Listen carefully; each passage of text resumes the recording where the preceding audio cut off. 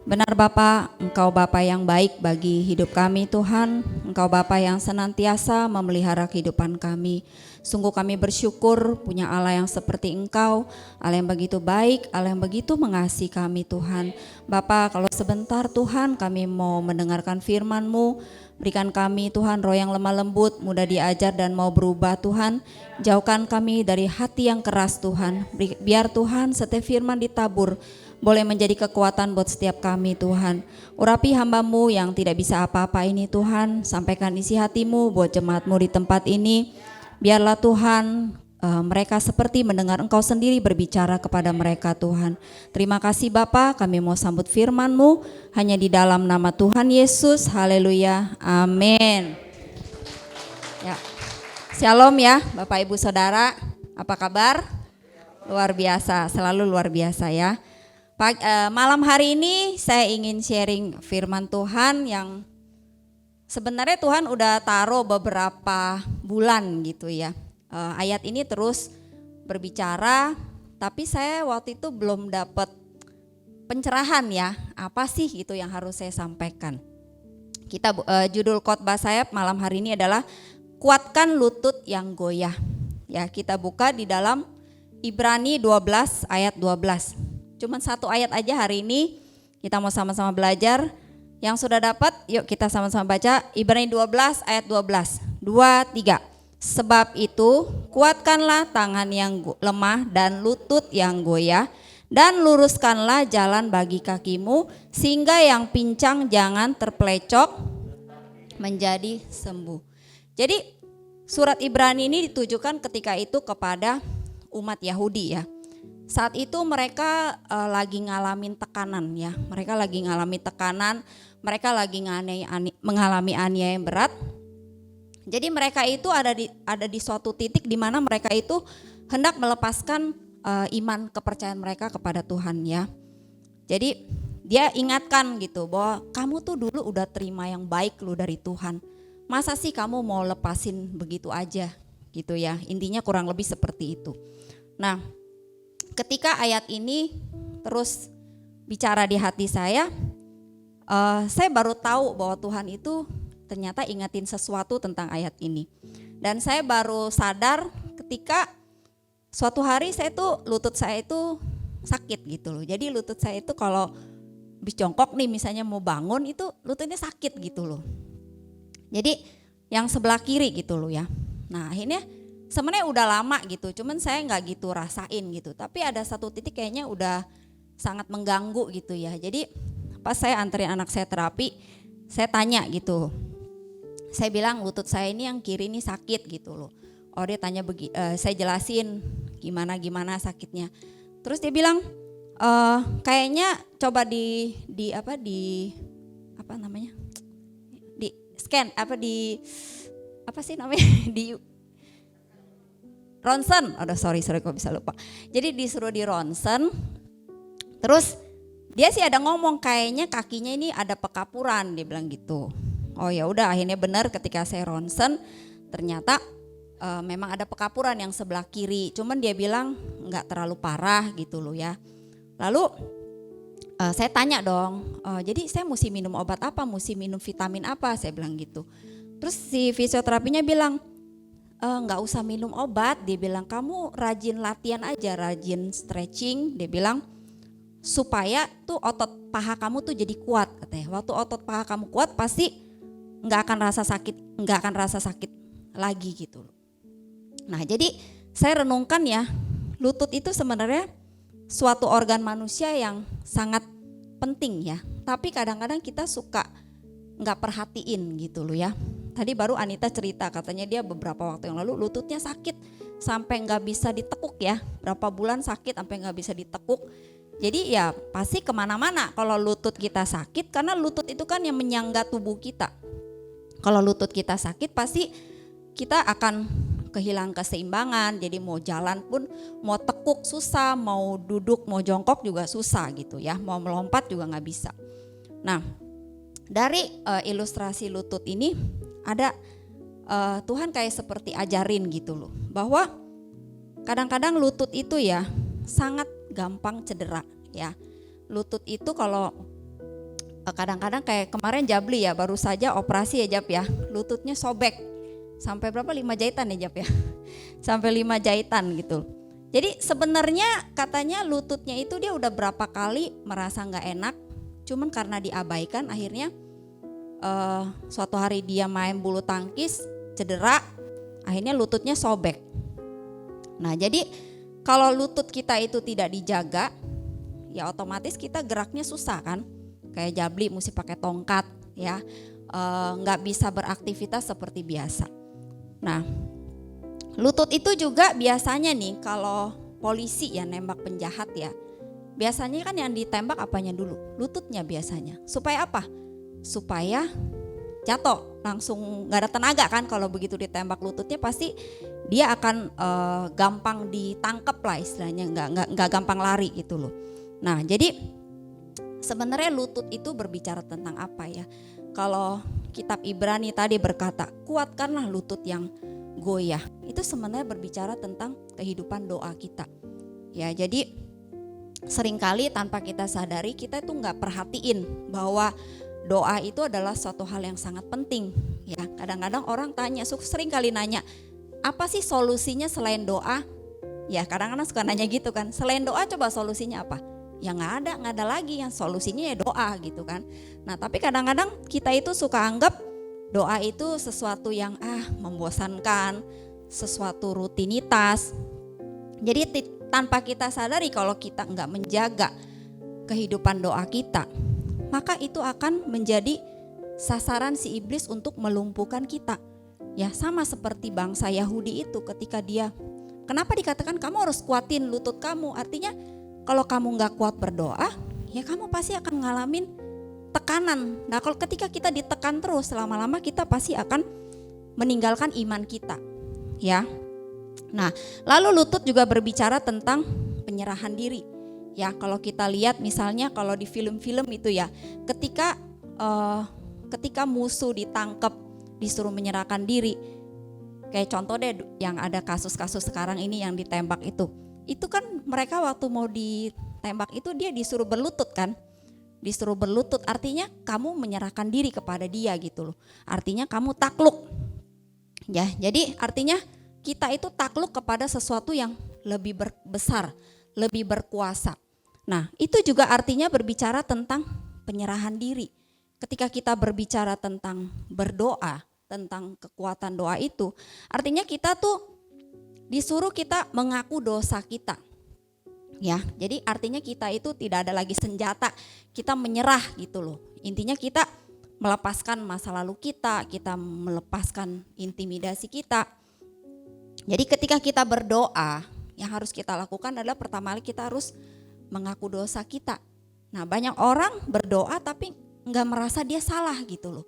Dia gak merasa dia punya dosa gitu loh. Ya, jadi di sini diajarkan bahwa ketika kita berdoa tuh kita yang pertama kali kita harus mengaku dosa dulu. Tuhan kalau memang ada saya yang salah, saya berbuat dosa, kita minta ampun dulu gitu loh. Ya itu tandanya kita berserah, tandanya kita menyerahkan diri kita kepada Tuhan. Nah lalu jangan ada lagi intimidasi ya. Ketika kita berdoa ya kita udah percaya bahwa Tuhan itu sudah menjawab doa kita. Jangan lagi ada keraguan. Nah amin. Ya saat-saat seperti ini kita itu seperti diperhadapkan kepada situasi bangsa Yahudi ketika itu ya. Berasa gak saat-saat sekarang tuh kayaknya sana sini kita lihat, aduh tertekan, sana sini lagi bingung, aduh ke depan saya mau ngapain ya, saya mau jualan apa ya, saya mau ganti usaha baru, usaha apa ya.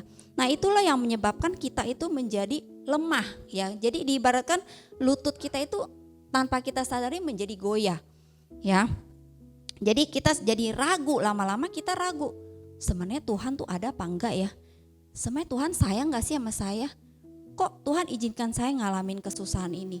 Ya lama-lama kalau kita terus biarin pertanyaan-pertanyaan seperti itu akan membuat kita menjadi ya meninggalkan iman kita. Ya, ketika kita goyah, maka itu akan iman kita akan digoncangkan. Ya, kenapa Rasul Paulus suka mengibaratkan kita itu seperti seorang pelari? Ya, seorang pelari itu kan kekuatannya tuh di kakinya, di lututnya. ya otomatis lututnya itu menjadi kekuatannya. Nah, biasanya kan kalau udah pelari itu kalau udah kelelahan biasanya kan lunglai ya tangannya. Makanya tadi dikatakan kuatkan kuatkan tangan yang lemah dan lutut yang goyah. Nah, ketika kita capek itu biasa kan tahu ya ekspresi seseorang pelari itu kalau udah capek lunglai semua, tangannya nggak ada tenaga, bahkan kakinya bisa tiba-tiba bersujud, tiba-tiba karena saking capeknya gitu nggak ada tenaga. Nah, dikatakan kita itu harus senantiasa kuatkan diri kita ya. Jadi kita itu harus menguatkan diri kita melalui kehidupan doa kita. Ya, jadi jangan anggap remeh ketika kita datang bersama-sama bersekutu lewat doa pribadi maupun doa korporat, itu sebenarnya kita lagi kuatin lutut kita. Nah, coba di sini ada nggak yang pernah merenungkan, kok saya dulu kayaknya saya rajin loh ikut doa loh, kayaknya nggak pernah absen loh. Tapi kok sekarang saya kayaknya jadi males ya, kayaknya mulai banyak alasan gitu loh. Itu sebenarnya ya lutut kita udah mulai goyah sebenarnya. Sebenarnya kita itu mulai ada rasa banyak tekanan yang tidak bisa kita selesaikan yang membuat kita itu malas untuk berdoa. Nah, saudara harus ingat, iblis itu selalu serang orang percaya lewat kehidupan doanya ya. Jadi ketika doa kita diserang, ya kita dilumpuhkan, otomatis ya udah kita nggak bisa ngapa-ngapain. Kita pasti akan menjadi orang yang lemah ya. Makanya kita dikatakan jangan sampai nih lutut kita nih dijaga, jangan sampai cedera ya, jangan sampai kena tembak musuh. Nah, itu yang harus kita lakukan.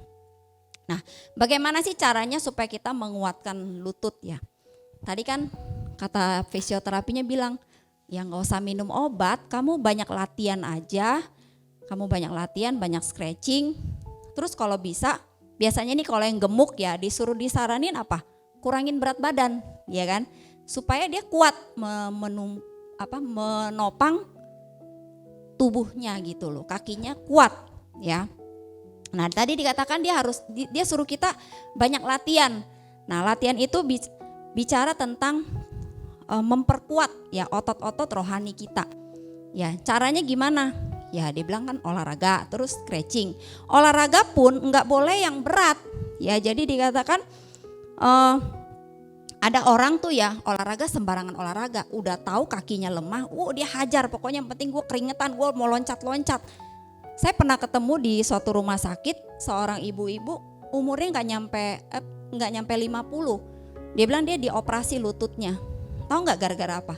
Gara-gara aerobik, terlalu heboh, aerobik seminggu 3 kali. Akhirnya bukannya sehat malah lututnya yang jebol. Nah, jadi kita itu harus perhatiin gitu loh, kita punya latihan seperti apa. Nah, di dalam hal rohani, latihan itu berbicara tentang kita melatih karunia rohani kita. Jadi sebagai orang percaya, ini harus terus kita lakukan. Latihan-latihan seperti ini harus kita lakukan. Ya. Itu diibaratkan seperti kita melenturkan otot-otot rohani. Karena kalau nggak dipakai, lama-lama jadi apa? Jadi kaku. Ya, jadi kita menjadi orang Kristen tuh kayaknya membosankan gitu loh. Kayaknya ya begitu-begitu aja gitu. Kayak nggak ada gairah. Jadi kehidupannya menjadi kaku, tidak lentur. Ya makanya dia katakan banyak latihan aja, banyak stretching. Nah, contohnya misalnya apa sih praktek karunia roh itu misalnya ya ketika di dalam komsel. Nah, saya mendapati kalau komsel itu udah rutinitas, udah nggak ada lagi praktek karunia roh. Berasa nggak? Bener nggak? Kalau dulu nih komselnya masih baru nih, kan banyak orang baru. Wah, kayaknya kita kok sering ya dapat pesan-pesan Tuhan, menyampaikan suara Tuhan gitu. Tapi begitu udah rutinitas nih, udah bertahun-tahun seperti itu, kayaknya udah jadi kita udah nggak pernah lagi tuh dapat seperti itu. Bener nggak? Kayaknya udah jadi kita udah jarang lagi praktek karunia roh itu gitu loh. Nah, makanya dikatakan kita harus terus gitu loh. Nah, dulu saya kalau lagi dulu kan kita doa sebelum ibadah di bawah, kita doa ya, doanya di bawah dulu. Saya sering gitu loh doa sama Tuhan, Tuhan apa ya yang Tuhan ingin saya sampaikan buat teman-teman hari Minggu ini gitu loh ya, supaya mereka diberkati gitu. Nah, itu cara saya melatih karunia roh gitu loh. Jadi jangan hanya terbatas di Komsel gitu, tapi dimanapun kita belajar melatih karunia roh itu. Ya contoh kemarin waktu itu kita ke Puncak sama Mami ya, kita makan di satu restoran. Restoran itu kasihan deh, sepi banget, nggak ada yang makan. Yang makan cuma kita doang gitu loh. Terus ada satu yang pemilik restorannya tuh mama bilang kayaknya ada pesan Tuhan gitu buat pemilik restoran ini. Nah ternyata memang dia itu anaknya kan ternyata kayak stres, kayak itu bukan stres ya, kayak udah ada roh jahat yang menunggangi. Anaknya perempuan, jadi suka marah, suka ngamuk gitu loh. Jadi dia begitu tertekan, udah gitu usahanya sepi, harus hadapin anaknya seperti itu. Jadi waktu itu mama menyampaikan pesan Tuhan, menguatkan dia. Nah dia juga merasa dikuatkan. Nah itulah salah satu cara kita itu mempraktekkan. Jadi kita nggak kaku gitu loh. Dimanapun kita berada kita bisa belajar latihan seperti itu. Ya jadi itu yang harus sering kita lakukan. Kita harus banyak ya beritakan Injil ya. Banyak-banyak ya mempraktekkan nubuatan, itu juga akan menjadi latihan yang bagus buat kita. Nah lalu yang kedua kan dikatakan jangan memberikan beban terlalu berat ya. Jadi seperti tadi saya bilang, kalau orang lututnya sakit ya seringkali karena kita banyak kegiatan, banyak aktivitas itu membuat kita itu tertekan gitu ya, membuat pikiran kita sebenarnya udah stres gitu loh. Nah kalau kita tidak hati-hati maka itu akan menjadi melemahkan lutut kita, melemahkan kehidupan doa kita, ya. Jadi kalau kita mengalami saat ini mungkin lututnya mulai goyah, coba periksa jangan-jangan kita itu sebenarnya udah stres, udah banyak beban yang kita nggak bisa tanggung lagi gitu loh. Akhirnya membuat kita nggak bergairah lagi di dalam doa. Nah. Lalu dikatakan supaya lutut kita juga bagus ya kita kalau bawa barang jangan satu sisi gitu loh. Jadi mesti balance, mesti kiri kanan, mesti seimbang. Nah itu juga berbicara tentang bagaimana kita itu ketika juga termasuk dalam melayani Tuhan, termasuk di dalam kehidupan sehari-hari. Kita harus belajar tuh bagi-bagi tugas gitu loh. Jadi jangan semuanya bebanin di kita. Kalau kita terus memegang beban itu, maka kita akan lutut kita kan pasti nggak kuat gitu loh. Maka yang diserang adalah kehidupan doa kita.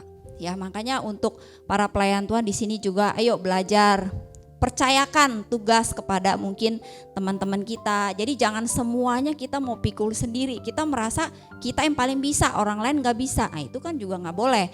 Jadi kita harus belajar bagi-bagi tugas ya supaya kita lebih enteng ya. Nah untuk anggota juga ya bantulah PKS-nya supaya PKS-nya nggak stres sendiri gitu kan. Jadi untuk para head anggotanya juga mungkin bantu apa yang bisa kita bantu supaya bantu meringankan beban mereka ya. Sekali lagi kita baca firman ini sebab itu kuatkanlah tangan yang lemah dan lutut yang goyah. Luruskanlah jalan bagi kakimu sehingga yang pincang jangan terpelecok tetapi menjadi sembuh. Ya, jadi kita harus ingat bahwa lutut itu adalah bagian yang paling penting yang menopang tubuh kita. Demikian juga kehidupan doa. Itu adalah yang paling menopang kehidupan kekristenan kita, yang bisa menopang pertumbuhan rohani kita. Makanya kita harus jaga benar-benar. Ketika lutut kita bermasalah, ketika kita mulai merasa, duh kok saya malas doa ya, kayaknya gitu-gitu aja, saya merasa malas ini, malas itu. Hati-hati, jangan sampai nanti kayak Jabli, tahu-tahu sobek aja gitu kan. Nah sama, tahu-tahu kita udah diserang, kita terkapar, ya udah susah untuk bangkit. Ya jadi saya percaya setiap kita semua mengalami tekanan ya saat ini. Saya percaya setiap kita, termasuk saya juga, kita semua lagi ngalamin namanya masa-masa sulit, masa-masa mungkin lagi bingung ya apa yang harus kita kerjakan. Tetapi biarlah firman Tuhan pagi hari ini boleh, malam hari ini boleh terus mengingatkan kita bahwa kita tetap harus menjaga lutut kita supaya kita jangan goyah. Amin. Biarlah firman Tuhan boleh memberkati kita semua. Tuhan Yesus memberkati.